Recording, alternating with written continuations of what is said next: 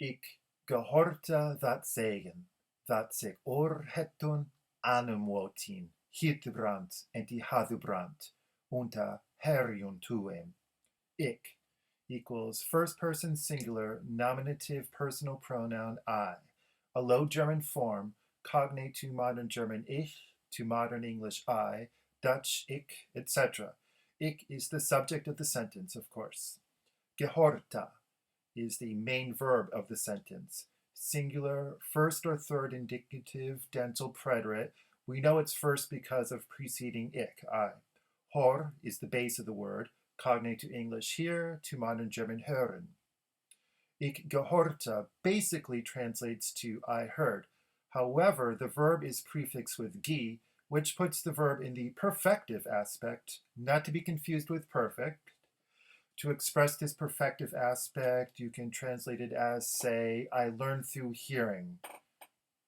The remainder of the first line is that sagen. That equals third person singular neuter nominative or accusative demonstrative pronoun. Cognate to modern English that, to modern German das.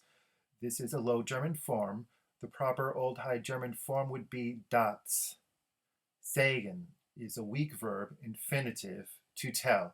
Cognate to modern English to say, to modern German sagen. This is a Low German form. The proper Old High German form would be sagen. So the first line is Ich gehorte dat sagen. It literally translates as I heard that to tell. However, there is the perfective prefix on the main verb, as we discussed, and we will make sure to express this.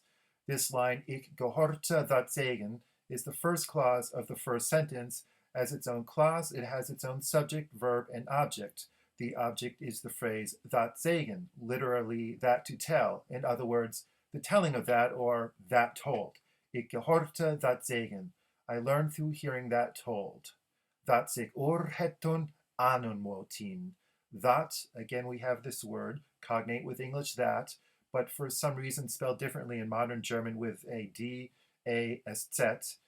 Here it is a subordinating conjunction, that, sich, third person accusative reflexive pronoun themselves or each other, oorhettun, a plural nominative proper noun, the subject of the clause. Its stem is oorhet, which consists of the prefix ur, out from, and het, which is known from the verb Old Saxon hetan, Old High German hetan, which can be mediopassive or transitive.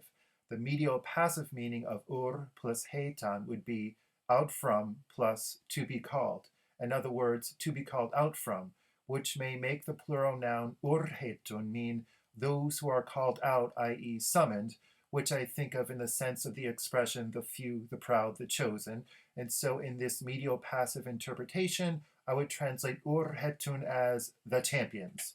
The transitive meaning of ur plus hetan would be out from plus to call, which strikes me as a construction analogous to Latin pro, out from, plus vocare, to call, from which we get our word provoke, but in Latin meant to challenge. And so in the transitive interpretation, I would translate urhetun as the challengers.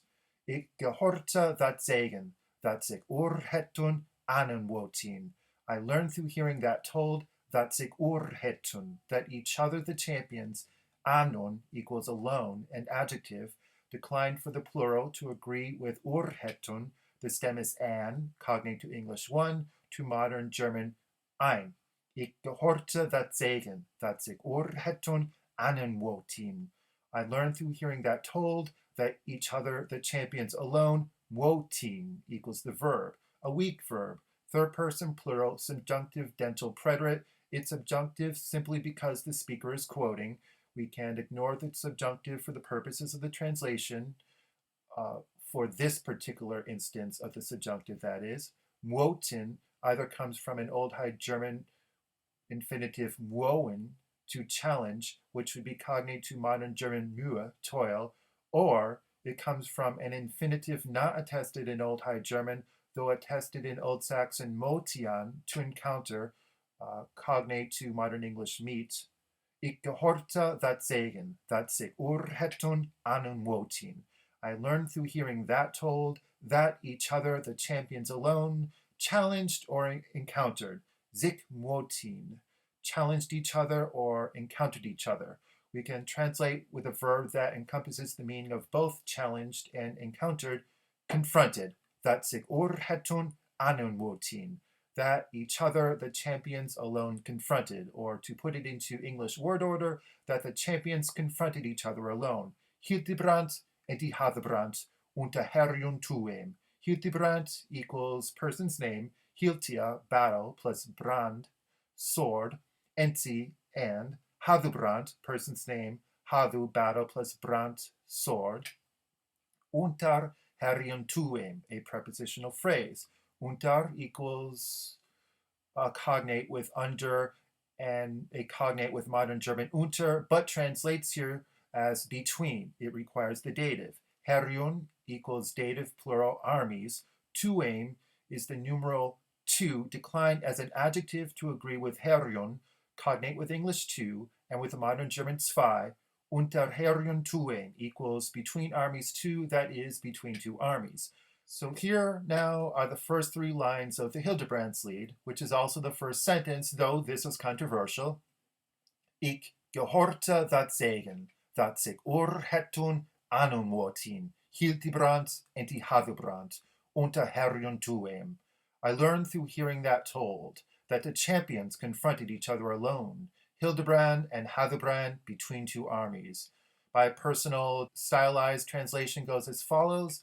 I learned through hearing told, the champions faced off, one on one, Hildebrand and Hildebrandt between two armies.